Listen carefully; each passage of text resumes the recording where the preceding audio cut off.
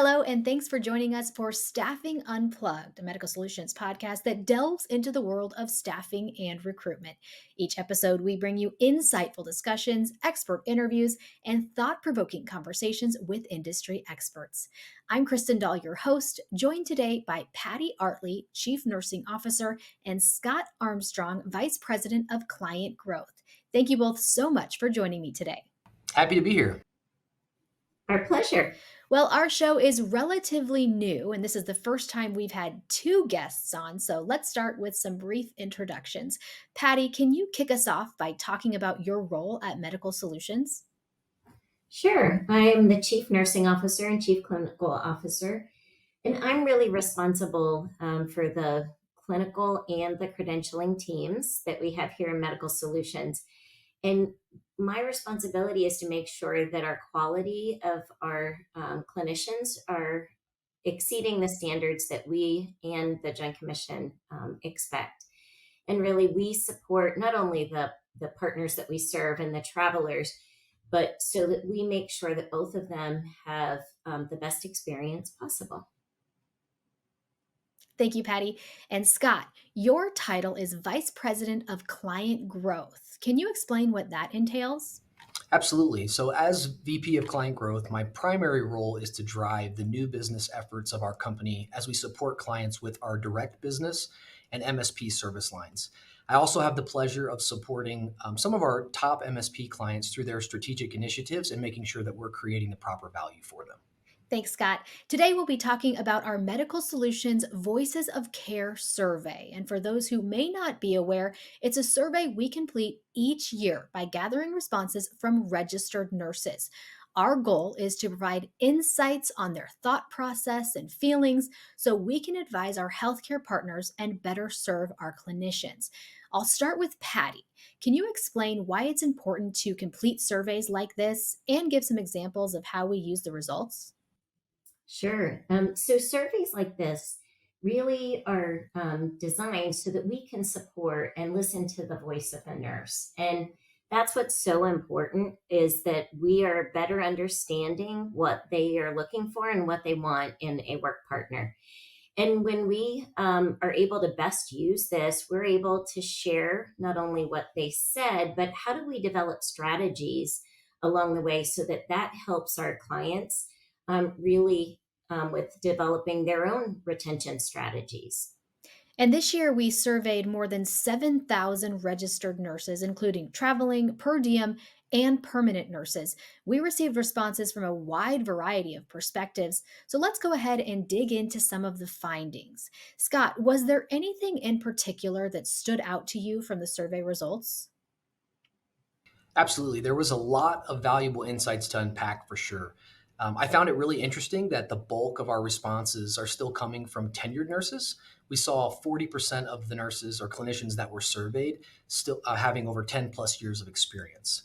It was also really clear that clinicians are looking for a different work experience, as we saw flexibility, career development, and avoiding politics stand out as three key drivers for clinicians as they are considering where to work.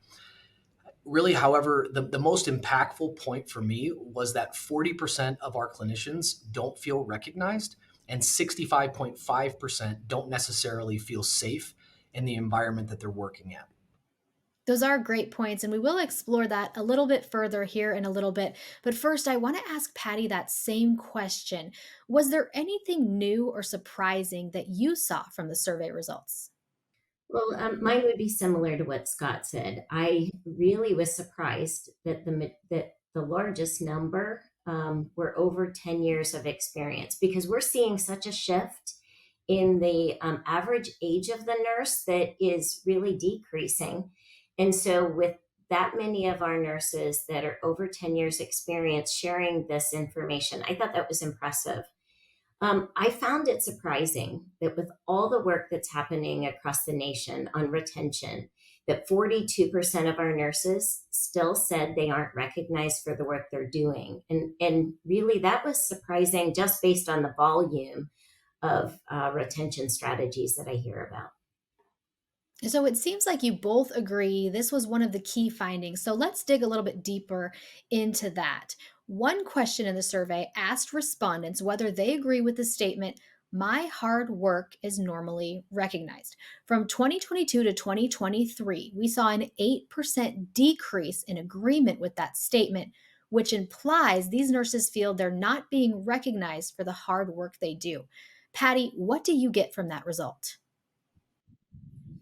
Well, meaningful recognition is at the hallmark of retention strategies, as I said. And when we are so stretched for resources, whether it's financial or it is just your time, you have to understand what's most important. And I think that this is really showcasing that we're probably doing a lot of things, but is it really meaningful, and is it really hitting the mark? The things that we did in the past to support our teams aren't going to be the same things that we have to be doing to be successful in the future. So I think the most important part is that we have to really pay attention to what our team needs and understand what's most important to them so that we're paying attention to the right things. Another finding I'd like to discuss deals with compensation. Only 42% of respondents feel they're paid fairly for the work they do. I'll start with Scott this time. First, what is your initial reaction when you hear that? And the second part of my question is, what do you think factors into this result? Yeah, I think pay always seems to find its way to the top of the reasons why list. I mean, it's why we all come to work every single day. However, I actually think the core issue goes a lot deeper than that based on what we're seeing in the survey. The common themes of not feeling recognized and valued, combined with mental health struggles and not feeling safe at work, come through as more concerning, in my opinion. When those elements are lacking in any organization, the default response of any employee will be, well, if I'm going to deal with this stuff, then I certainly need to be paid a lot more. And I think to Patty's point earlier, we've seen a huge movement from healthcare leaders to really invest more time, energy, and resources in areas that impact job satisfaction and retention within our clinical professionals nationwide. And Patty, what is your reaction to that number? Well, I don't find it surprising. Every place I've ever worked, this comes up as one of the top issues.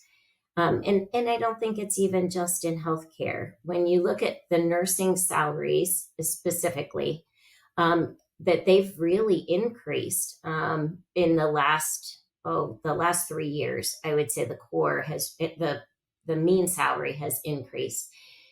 I have three children, all in the workforce, and none of them are in nursing, but they all say they're not paid enough. So I really do believe that this is translatable to all other professions as well.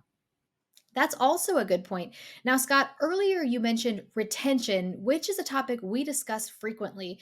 Results from the survey show 19% of permanent nurses and 14% of per diem nurses intend to transition to a travel nurse role. Did they explain in the survey what may be factoring into nurses' desire to switch to travel? Yeah, absolutely. I think it showed that regardless of their nursing type, the primary reasons prompting a nurse to consider leaving the profession are the pursuit of better salary and benefits, along with job-related mental health issues, stress, and/or burnout. That makes perfect sense. Now, there are a lot of useful insights in the Voices of Care survey we didn't get to. We could probably spend all day talking about these results and digging deep into the numbers, but we are running low on time. So before I let you two go, is there anything important that we didn't discuss that you'd like to mention? Patty, I'll let you go first. So I think it's important that we recognize leadership's hard, but it's harder if you're doing things that aren't important for the people that you serve. And so I think the most important thing is really recognizing what are those pressure points for your team, and how, with the limited resources that you have, do you support them moving forward? Yeah, and I would just add, it's very important for us as a company to be able to share valuable insights like this with healthcare organizations across the country. Clinical job satisfaction and retention are huge initiatives that will make a long lasting and meaningful impact on workforce challenge solutions. And it's going to take us all working together to create a better future for healthcare workers across the country. Most definitely. Thank you, Scott. And as I mentioned, there are more great insights in our Voices of Care survey. If you're interested in viewing the full results, please visit medicalsolutions.com. We will also share the direct link in the description of this episode. Scott, Patty, thank you both for taking the time to break down these numbers with me. Very, very valuable information. Thank you. Absolutely. Appreciate the opportunity. And thank you to our listeners. Please join us every month as we unravel the complexities of healthcare staffing recruitment, sharing expert insights and actionable advice that can help you with your recruitment efforts. And again, please visit our website, medicalsolutions.com, for more information on our healthcare talent ecosystem and how we can help your facility reach its full potential. Thanks again, and we'll see you next time.